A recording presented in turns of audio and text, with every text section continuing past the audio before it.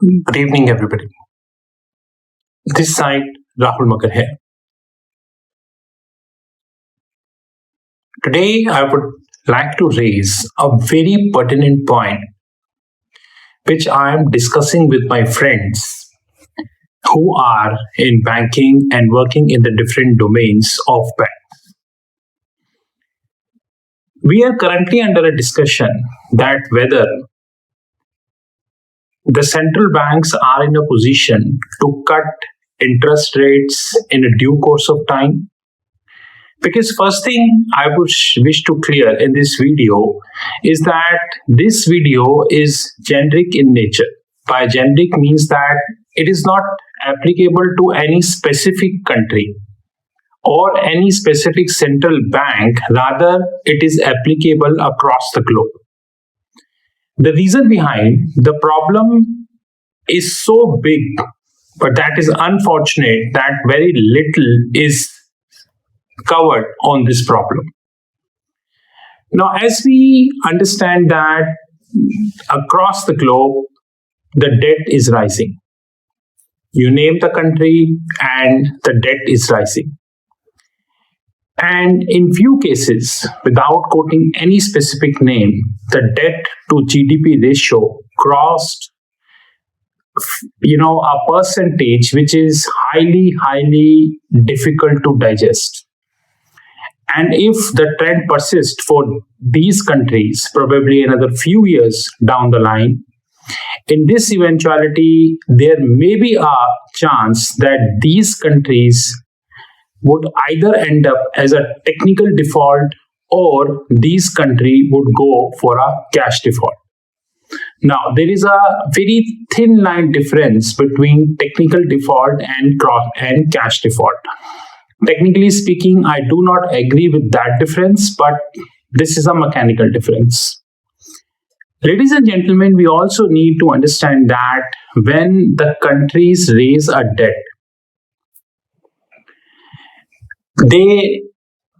it is said in the textbooks of economics, finance, and few theories that the debt countries are taking to meet the shortfall in their budget, which means the revenue the relevant country is earning and whatever that country is spending on productive as well as unproductive expenditure, the shortfall is met by the debt. But I completely disregard that because there is a thing called excessivity now, which means that at one given point of time, things do not work the way it is supposed to work. So let me take an example. If you start running, and if you are not a sprinter, you don't have the physique of the top athletes, then you run probably 100 meters, 200 meters, 300 meters. Then after a given point of time, your body start losing. Probably another 100, 200 meters down the line, the body gives up. And God forbid, another 100 meters from that, it would be difficult for you to survive also because the heartbeat would be very faster. While the same is not the scenario with the sprinters, the top athletes, because they practice, they do gymming, they do workouts, they have their physique coaches and all top shots, the technical knowledge and everything they are holding. But for a normal person, similarly, when a country start accumulating a debt, the finance costs start rising. In the initial stages, the ratio of finance cost to the total debt, which I titled as a gearing ratio for any country, would be very small or technically speaking negligible in nature. But as the time progresses, this cost start rising, and to meet that cost, the government needs to borrow. So assume that this cost, the debt to GDP ratio of any country is 200% of the GDP. So it technically means that GDP is $1, the debt is $2. It means that the cost to finance that debt would definitely be on the higher side as compared to an economy who holding the debt to GDP ratio of 50%. But having said that, there is one condition, which is that exorbitant privilege. It is said that the top 10 currencies of the globe, for a minute I exclude US dollar, they are holding substantive command in the global currency market. And I agree. Since they are holding an extensive command, that way, if once they come in market and raise a debt, the kind of interest rate they get would definitely never be the case, the kind of interest rate any small or emerging market would get. Henceforth, this cannot be hard and fast rule that the 50% debt to GDP ratio would always end up as a lesser finance cost as compared to somebody who is 100% or 200%. There are various other factors in that needs to be considered. But as the debt accumulates, the investors worldwide demand more interest rate because the risk premium is rising. Now, all those who are new to economies, they need to understand that the risk premium is nothing but the premium an investor is charging from the relevant central bank, technically the relevant country, because they are investing in the debt of that country, whereby the debt to GDP ratio is beyond imagination. And God forbid, this position ends up more complicated when the currency of that country is depreciating on a continuously basis.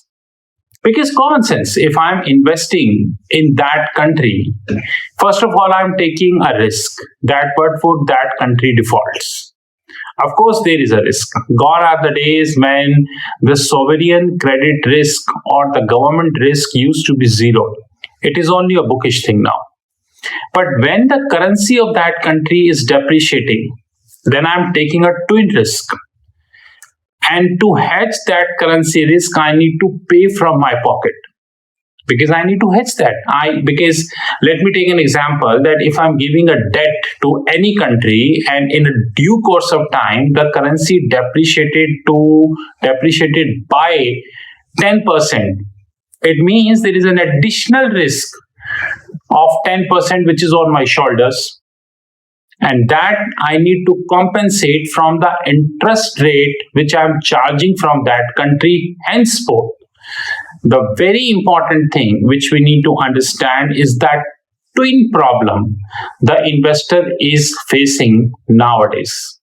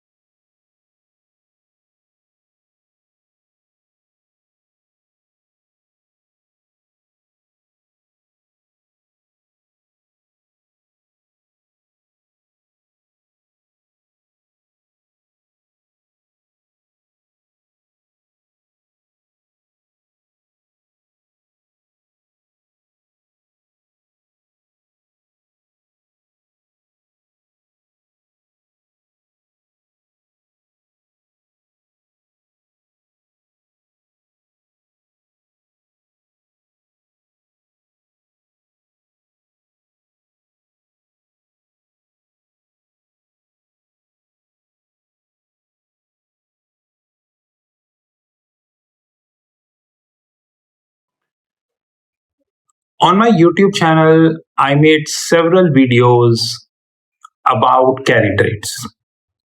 And we all understand that carry trade is a global phenomenon that is highly discredited, that even today there is no concrete research report in the public domain which can tell us the exact quantity of the carry trades, currency wise, country wise, and not to mention the periodicity.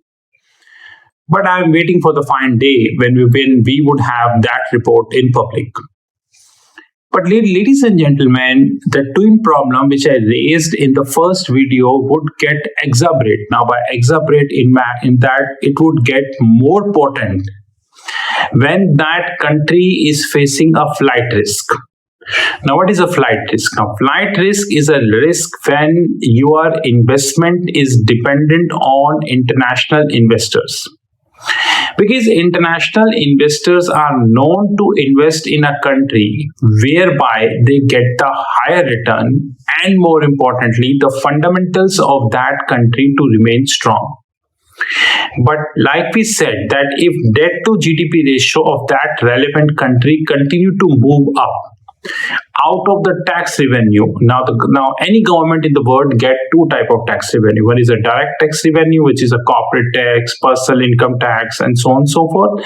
Second is the indirect tax revenue, which is technically the GST, the VAT, the service tax, the excise duty, and so on and so forth. Now, ladies and gentlemen, we all know that if that relevant tax the country is earning, and out of that relevant tax, assuming 30%, 40%, or maybe higher, that portion is moving to meet the interest expense of that country, it means there is definitely a red flag. And that red flag is something which we need to see. Henceforth, for an international investor, there are three big issues he is facing. Number one, he is taking the credit risk, which is shortly known as risk premium. He is taking a credit risk on that relevant country. And there are ample of examples in the last 10, 15 years when all of a sudden the debt structure broke out, the CDS market, credit default swap market went up like beyond imagination. The currency market, the future market, the equities market, they just went into the red for so many days, sometimes so many weeks, sometimes a month kind. Henceforth, we cannot say that the country cannot default. And like I said, that there is definitely a two kind of default. One is a technical default and one is called the cash default, though there is a very hairline difference between the two. Second is definitely the currency depreciation problem. As the currency continue to depreciate, for any country whose debt to GDP ratio is on the higher side, in this eventuality, the foreign investors supposed to hedge this. And that hedging technically is done in the non-deliverable market, because here there is nothing to deliver. It is all net settlement which is going on. And I already made so many videos about the non-deliverable market. Now that relevant investor can hedge this using non-deliverable option, non-deliverable forward, non-deliverable swaption, non-deliverable OIS, non-deliverable swap, or various other IR structure. IR means interest rate structure, which are available in the non-deliverable market. But having said that, this looks very easy in video, but this is very complicated, because that relevant person who is lending to a country whose debt to GDP is on the higher side, this person should have a technical expertise, means technical team, and also the good quantity of banking relationship, which can help him, which can help him to place the trades in the non-deliverable market. And even in the non-deliverable market, you need to be very particular. You are heading the US market, you are heading the Singaporean market, Luxembourg market, Frankfurt market, and so on and so forth. So this is not an easy job for anyone. Of course, the big players, the big fund houses, they have all the facilities, they have all the credit line, the banking relationship, but that may not be the scene for everybody. Third and last, which is the most important thing I wish to highlight, which I just said, is that when the relevant country is subject to political issues, whereby there are fundamental issues towards the relevant country. Henceforth, ladies and gentlemen, I came to a conclusion that we are living in a world which is of higher uncertainty. And this uncertainty is not only political, but also, I would say, the geopolitical, also the financial, and also different kind of volatilities. I don't think that the central banks are in a situation to cut the interest rate in 2024.